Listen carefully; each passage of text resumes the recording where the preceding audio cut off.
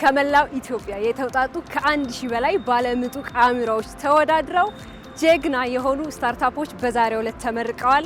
እነዚህ ጀግና ስታርታፖች የወደፊቷን ዲጂታል ኢትዮጵያ ራዕይ እውን የሚያደርጉ ስታርታፖች ናቸው።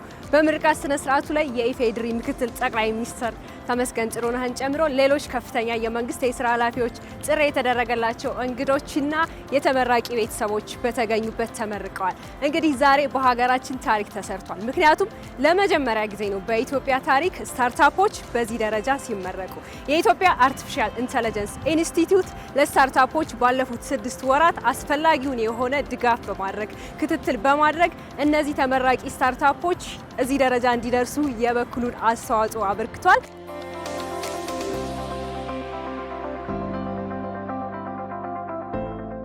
ተመራቂዎቻችን የዲጂታል ኢኮኖሚውን ለማንቀሳቀስ ዝግጁ የሆኑ የተፈተኑ ሀሳቦችን፣ ስራ ላይ የዋሉ ምርቶችን፣ በገበያው ሊስፋፉ የሚችሉ ውጤቶችን ይዘው ቀርቧል።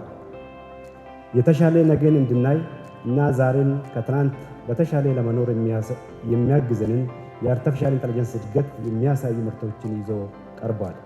እነዚህም ውጤቶች የዲጂታል 2030 ስትራቴጂ ወደ ተግባር የተሸጋገርንበትን አንዱ ማሳያ ነው። በክቡር ጠቅላይ ሚኒስትር ቆራጥ አመራር የተመሰረተው የኢትዮጵያ አርቲፊሻል ኢንተለጀንስ ኢንስቲትዩት ሲመሰረት ዛሬ የምንመለከታቸው ውጤቶች በዚህ አጭር ጊዜ ውስጥ ይታያሉ ተብሎ ብዙዎቹ አልተገመተም ነበር። ዛሬ ችግር ፈቺ የኤአይ ውጤቶችን ከማበርከት አልፎ ለዓለም ገበያ የሚበቁ የዲጂታል ለውጥ አቀጣጣይ ባለሙያዎችን አፍርቷል።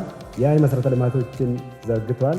በአፍሪካ የመጀመሪያ የሆነውን የኤአይ ፖሊሲና የማስፈጸሚያ ስትራቴጂ ቀርጿል። ስኬት ዋነኛ ሞተር የሰው ኃይል ልማት ላይ መስራታችን ነው። በስታርታፕ፣ በሰመር ካምፕ፣ በትምህርት ቤቶች የኤአይ ክበባት፣ በመንግስት ተቋማት በተሰጡ የኤአይ ስልጠናዎች እንዲሁም በዩኒቨርሲቲ እስከ 3ኛ ዲግሪ በማስተማር ጠንካራ የአቅም ግንባታ መንገዶችን እየዘረጋን እንገኛለን።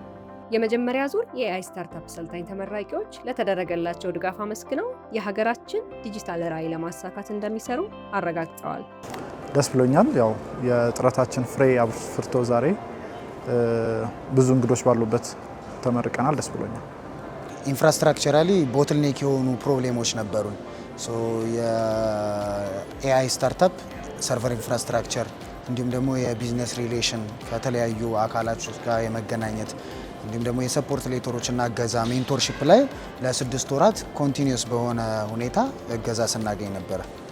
ከሀገር አቀፍ ተቋማት ከዓለም አቀፍ ተቋማት ጋር የሚፈጠርልሽን ኔትወርክ ሲያመቻቸልሽ ሲሄድ የበለጠ ደግሞ ግሎባል ገበያሽ እንዲሰፋ ከሀገር ውስጥ ባለፈ ዓለም አቀፍ ተቀባይነት እንዲኖርሽ የሚያስችል ስምሽን እንኳን ታስተዋውቂበት እንዲህ ያለ ብለሽ የምትይበት አብሶ አዲስ ስራ ይዘሽ ከተገኘሽ ያንን የትም ቦታ ሊደርስ የሚችልበት እድል ሰፊ ነው።